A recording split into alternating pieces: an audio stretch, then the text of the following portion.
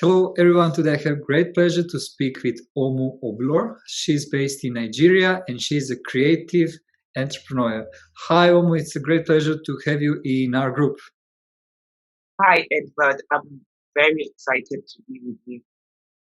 So please share a little bit more how you became business owner, how was the journey, and what is your story?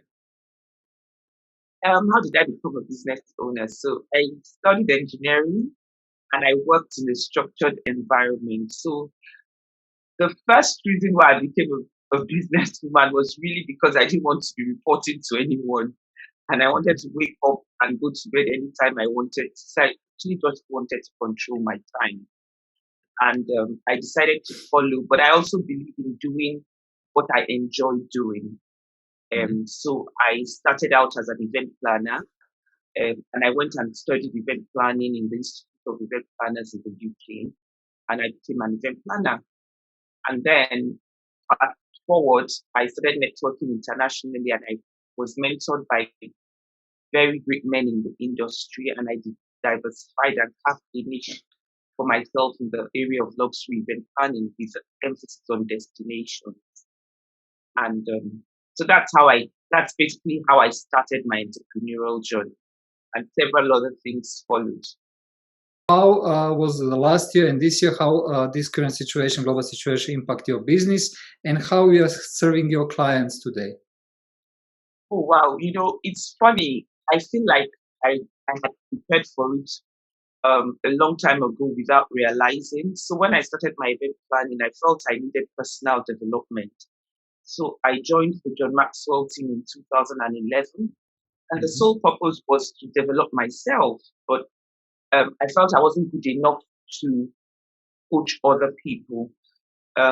So I just kept absorbing and doing the trainings in the John Maxwell team, and I would coach informally. But in 2018, I started coaching people officially. And in 2019, I decided I wanted to marry my two passions and decided I was going to start planning retreats, not necessarily weddings and honeymoons. So I'll start planning destination retreats. So that way I'm planning and I'm coaching. And then came 2020. Um, I joined BNI. BNI is Business Network International, which is the largest referral network, and I'm a director and national trainer. So come 2020, when everyone was online, I was more than prepared to go online. I was already online, so it was like living my real life. So pivoting to an online life wasn't really that difficult for me, and I had built a huge community online. So I would say that my coaching practice actually took up more in the year 2020. And Omo, in terms of your clients, are they based in Nigeria, or since you have now online business as well, are across different countries in Africa, or you have a global business already? I already have a global business because from when I even became an event planner, I belonged to international associations. BNI exposes me to over 30 something countries, and same with the John Maxwell team. So I also worked for Paul Martinelli on his team, and he's the world's number one coach. So that has exposed me globally. I'm not restricted to Nigeria and Nigeria. And Omo, can you share a little bit how you are helping your clients, what kind of transformation, and who are your typical clients? Well, my typical clients, okay, let me start with how do I help them. Majorly, I help my clients gain clarity, and clarity is really broad. I usually don't have a one size fits all coach, and I don't have a one size fits all program. It's bio individual because I believe that each person has a peculiar um, problem. Even though I've identified some that are across board for a lot of people, but I always say that I work with you from transition to transformation. I don't just dump things on you and leave you. So my ideal client really is that entrepreneur who is above 30, so you're learning to take decisions on your own. You have responsibilities and all that. And especially in this world now that people are finding it difficult to navigate and actually decide what they want to do. So it's that entrepreneur or someone who wants to become an entrepreneur who is above 30, um, who is very open minded and willing to learn and willing to take risks. Those are the sort of people I look for. And how you are finding your clients, or how your clients find you, the people who are watching this interview, what is the best way for them to reach out to you? Okay, I'm on Instagram. I'm on Instagram as Thrive Omu. Mhm. I'm on LinkedIn with my name, Omu Obilor. I Mhm. particularly love LinkedIn. I'm on Facebook as well as Omu Obilor. On Facebook, I have my open page, but when I'm working with you, I have a closed group to keep it private and to, help people express themselves and feel vulnerable in a safe environment. So I'm on Facebook, I'm on LinkedIn, and I'm on Instagram. And do you already have your team who is working with you, or you're doing everything by yourself? How is your business structured at the moment? Okay, so I have a team.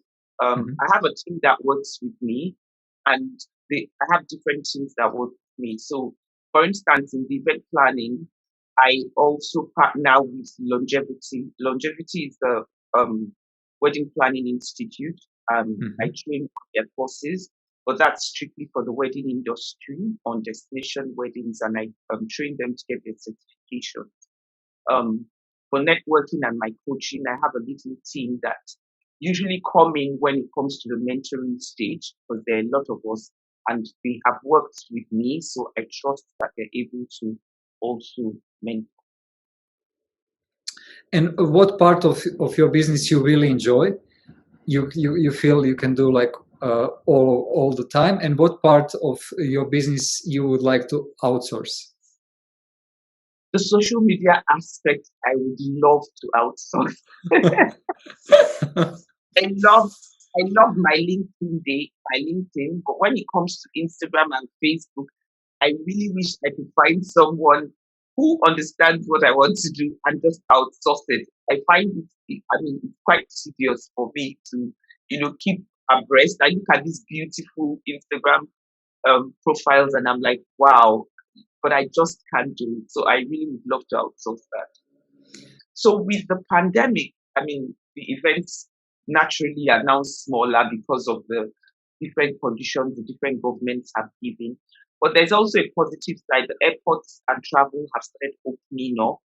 I just completed the Pearl of Africa Expo, speaking at the Pearl of Africa Expo in Uganda. Mhm. They're open. And the good thing is also that a lot of people have had time to look inwards and appreciate life. So they're more willing to go out and just enjoy what Mother Nature has to offer. So my advice to couples really is there's no better time to get married than now. Just do it and invite your close, intimate friends and just have fun. And then thankfully, with what's going on, there are so many platforms that help you do hybrid events. I was in one in America and I felt like I was physically at the event and I was saying to the lady, okay, I need to go to bed, see you tomorrow. And then I realized what? Well, we're online, so technology has also helped. And what will be your advice for the young women entrepreneurs or models who are just starting, who are maybe based in Nigeria or in Africa or any other part of the world, and they don't know how to start it? They don't want to work for the corporate. They don't want to have a boss. They want to do something by their own.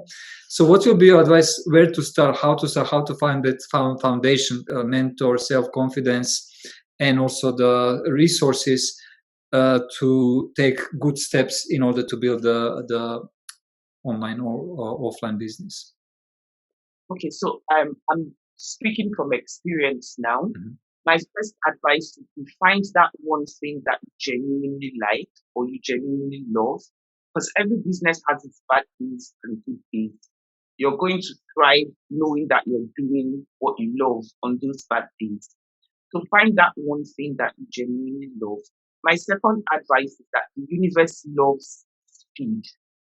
So when you find that one thing, there's no use delaying. You never know you can never be sure of what you're going to expect along the way. So if I was traveling down to you and I don't know what your country looks like, I don't know what I'm going to see along the road. I only just trust that I'll start the journey. And every step of the way, I'll just trust that I'm going to get there. So there's no way of knowing the way the business is going to end until you start. That's my second advice. The third is do it consistently. There's no use comparing, especially now that everyone is online. No one comes to post stories that, oh, my business is falling or my business is not doing well. Everyone posts the best side. So stop comparing yourself with based on people's posts online. Just concentrate on what you're doing. And then always look for a coach and a mentor. The next question is usually, how do I identify one? You see people who post things, you see people who write things, you look up people, and you try to decipher what their values are. If their values are in line with your values, you might want to reach out to them. And a lot of them are reachable. You always have that impression that they're not, but they actually are. Omo, thank you so much. This was great sets of advices for all young female entrepreneurs models who are just thinking to start their business. Thank you so much. It's a great pleasure to have you in our group. I'm looking forward to see your work in this year and upcoming years. And for all of you guys who enjoy this interview, please follow Omo on her either LinkedIn profile or Instagram profile and find a way how you can collaborate with her. Thank you so much. Thank you, Edward. It was nice being here.